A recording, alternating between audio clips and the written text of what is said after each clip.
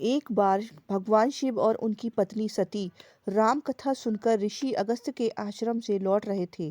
जंगल में शिव ने सती को बताया कि राम जी भगवान विष्णु के अवतार हैं। सती हालांकि जवाब में संतुष्ट नहीं थी और भगवान ने उन्हें खुद जाकर सच्चाई की पुष्टि करने के लिए कहा।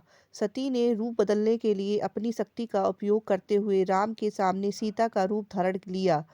भगवान राम ने तुरंत देवी को पहचान लिया और पूछा, देवी तुम अकेली क्यों हो? शिव कहाँ है? इस पर सती को भगवान राम के बारे में सच्चाई का एहसास हुआ।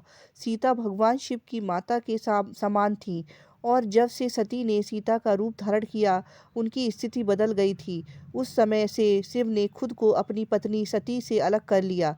सती भगवान शिव के परिवर्तन से दुखी थी, लेकिन फिर भी वह भगवान शिव के निवास कैलाश पर्वत पर रहती थी। जब सती के पिता दक्ष ने एक यज्ञ का आयोजन किया, दक्ष ने सभी देवी देवताओं को यज्ञ में बुलाया, लेकिन सती और भगवान शिव को आमंत्रित नहीं किया। सती इस यज्ञ में शामिल होना चाहती थी और वे यज्ञ पर अकेली ही चली गईं। हालांकि भगवान शिव ने उनको यज्ञ पर जाने से रोका था। दक्ष ने सती की उपस्थिति को नजरअंदाज कर दिया और सती को प्रसाद भी नहीं दिया। सती ने अपमानित महसूस करते हुए यज्ञ की आग में कूदकर आत्मदाह कर लिया। सती के आत्मदाह की खबर सुनकर भगवान शिव अत्यंत क्रोधित हो गए। सती के शरीर को लेकर शिव ने रुद्र तांडव करना शुरू किया और दक्ष के राज्य का सफाया कर दिया। हर कोई भयभीत था, क्योंकि शिव के तांडव से पूरे ब्रह्मांड को नष्ट करने की शक्ति थी। भगवान शिव को शांत करने के लिए विष्णु ने सती के शरीर को 12 टुकड़ों में काट दिया और उन्हें पृथ्वी पर फेंक दिया। ऐसा कहा जाता है कि जहाँ भी शक्ति के शरीर के टुकड़े गिरे, वहाँ एक शक्ति पीठ उभरा, जिससे असम में कामाख्या और उत्तर प्रदेश में विंध्यवासिनी शामिल है। भगवान शिव अब अकेले थे और उन्होंने कठोर तपस्या की और हिमालय के लिए सेवानिवृत्त हुए। सती ने हिमालय के परिवार में पार्वती के रूप में पुनः जन्म लिया।